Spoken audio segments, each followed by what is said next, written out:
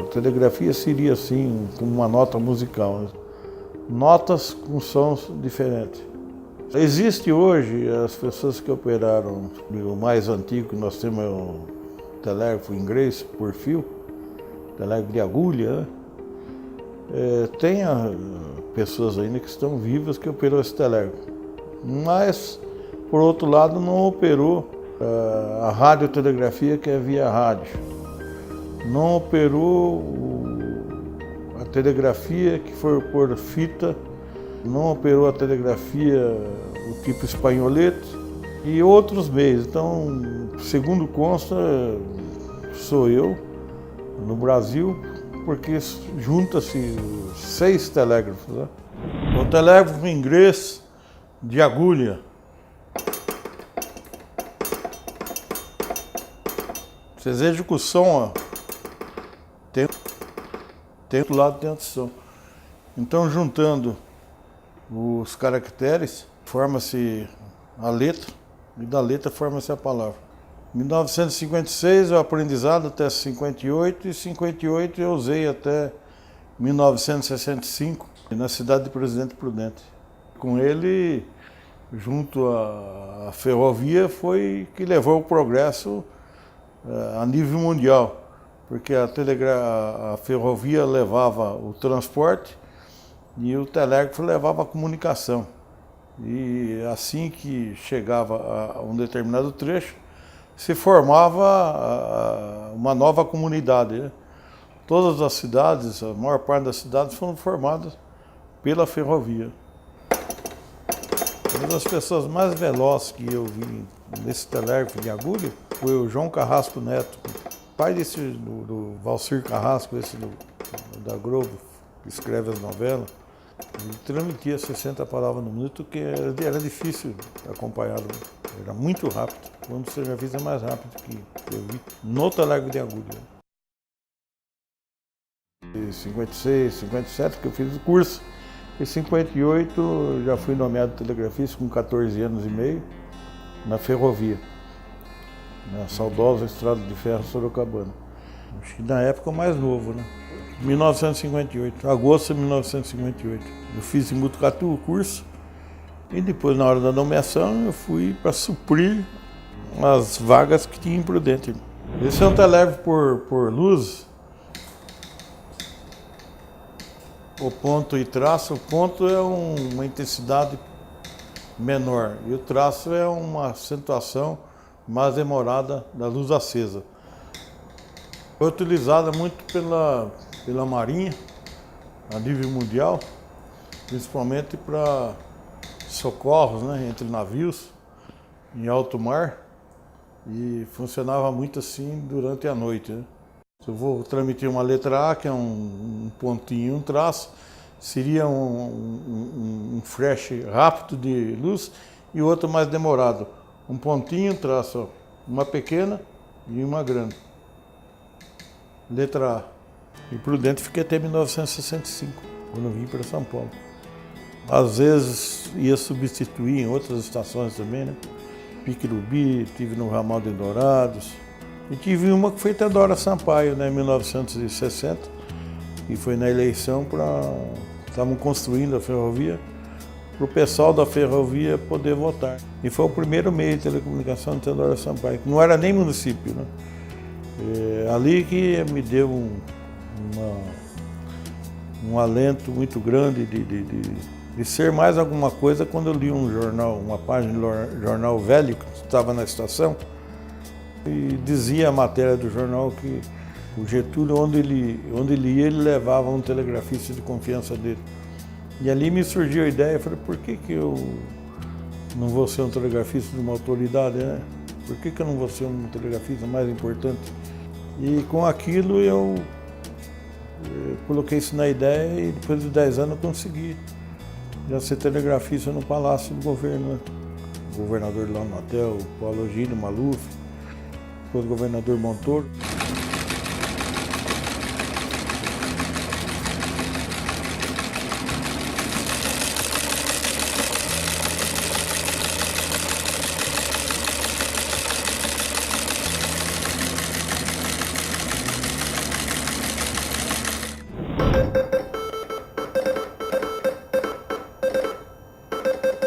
Então esse é o telégrafo espanholete. O desenho é igual o de agulha, só que ao invés aqui de agulha tem um alto-falante. E ele tem um som musical. Quem sabe o de agulha não sabe esse. Quem sabe esse não sabe de agulha. Enfim, é difícil você encontrar uma pessoa que conheça todos os telégrafos, porque é uma variação de sons. Aí vocês vão me perguntar, por que você conheceu? É porque eu trabalhei em vários lugares e tinha lugar que tinha mais de 1, 2, 3 de forma diferente. Então, uma certa ocasião, eu estava em Caxambu e eu fui comprar um cartão postal e eu ouvi lá embaixo, ouvi um sinalzinho de relé. Aí eu falei, vocês têm telégrafo? Eu falei, tenho. Eu falei, posso entrar para ver? Aí me autorizaram, eu entrei e tinha duas pessoas, um ia lendo a fita e o outro ia escrevendo. Ponto e traço, o outro escrevia. Aí eles interromperam, eu falei, eu sou telegrafista, e por que vocês não recebem já direto, né? Ele falou, não, mas isso é impossível. Não, é possível sim. Eu falei, eu conheço. Não, mas não, o senhor consegue? Eu falei, consigo. Aí o outro começou a transmitir, recebi, né? Aí eles mandaram chamar as pessoas que estavam de folga para ver. Mas o que era? É que eu tinha o domínio pelo ouvido, né?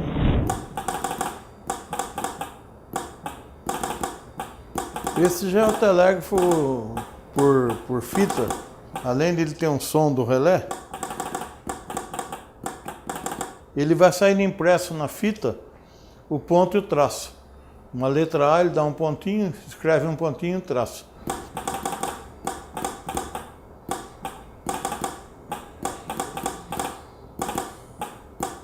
Ele foi utilizado em muitas ferrovias também e foi utilizado no Departamento de Correios e Telégrafo.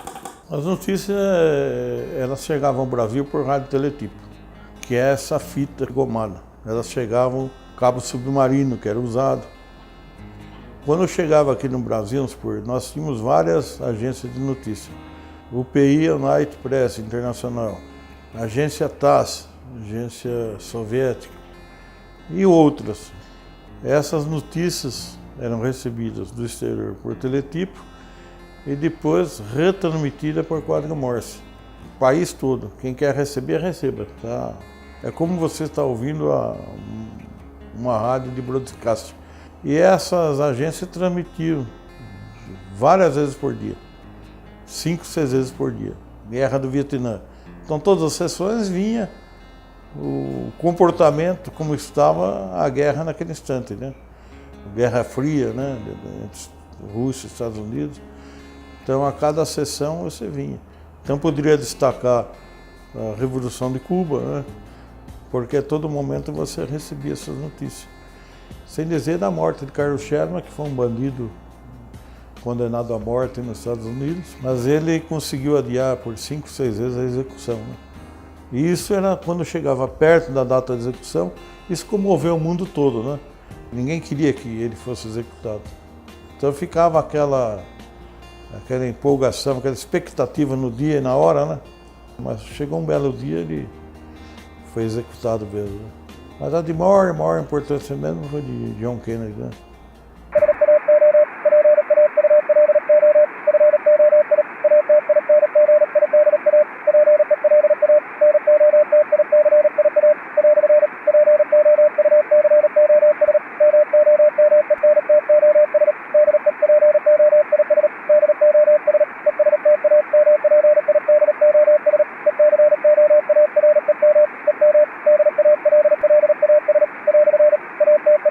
Que a gente recebia e passava para o comando do jornal falado da rádio, né?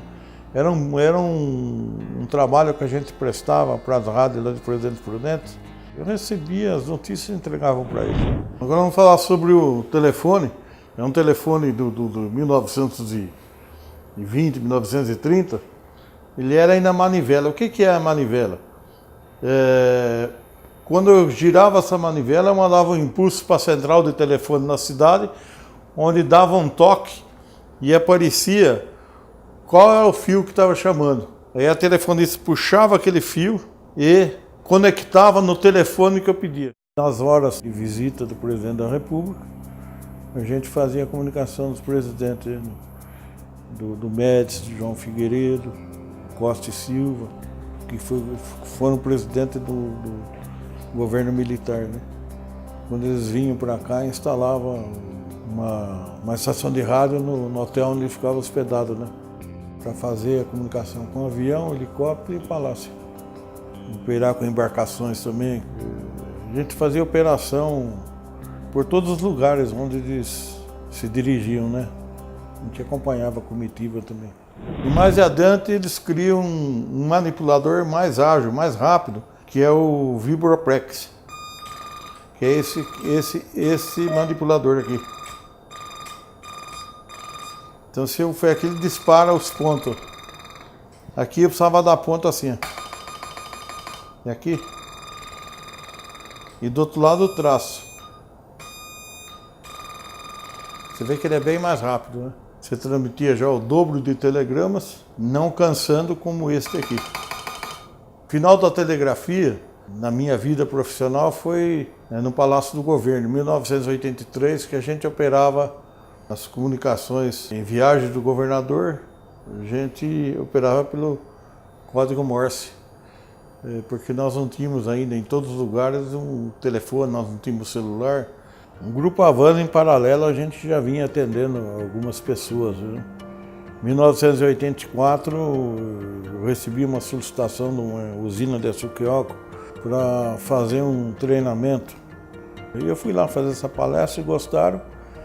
E iniciei no sucocoleiro e comecei a atender outras empresas também, não só na parte de treinamento, mas na parte de licenciamento de estações junto à Anatel. Quando eu estava no Palácio, eu já fazia alguma coisa disso aí. Eu lembro quando eu fui licenciar até uma estação do filho do Paulo Maluf. Foi criado um outro manipulador eletrônico que tanto de um lado como do outro ele dava os caracteres automaticamente. Desse lado, pontos. Desse lado, traços. Ficou mais ágil ainda. Este é o SSB, é um rádio que teve muito destaque, que revolucionou também a comunicação, a radiocomunicação a longa distância. Muitas empresas deixaram o código Morse e passaram a ter o SSB. Por quê? Porque você não precisava de um profissional que soubesse o código Morse.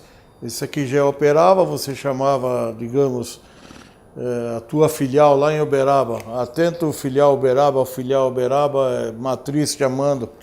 Aí a pessoa atendia do outro lado e você mandava suas mensagens e recebia suas mensagens. Aqui nós temos um rádio aeronáutico usado em aeronaves, aqui um rádio marítimo usado em navios e aqui de baixo um rádio para telefonia rural.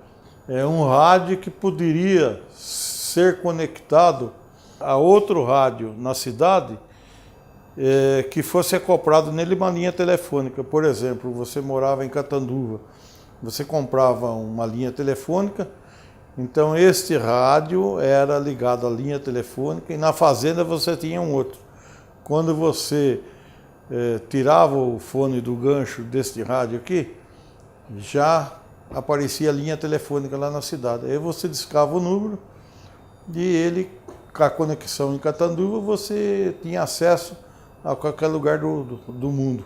O interessante é que no ano 2000, 1999, 31 de dezembro, nós temos o bug do milênio. E no bug do milênio, uma empresa inglesa, um filial aqui em São Paulo, mandou que dotasse todas as empresas, todas as fábricas dela de radiotelegrafia, dizendo que é o único meio que não falharia no caso de acontecer alguma coisa com o bug do milênio. Então você veja que nós estamos desativando uma coisa, mas ao mesmo tempo fazendo uso daquela coisa porque ela merecia toda a confiabilidade, né?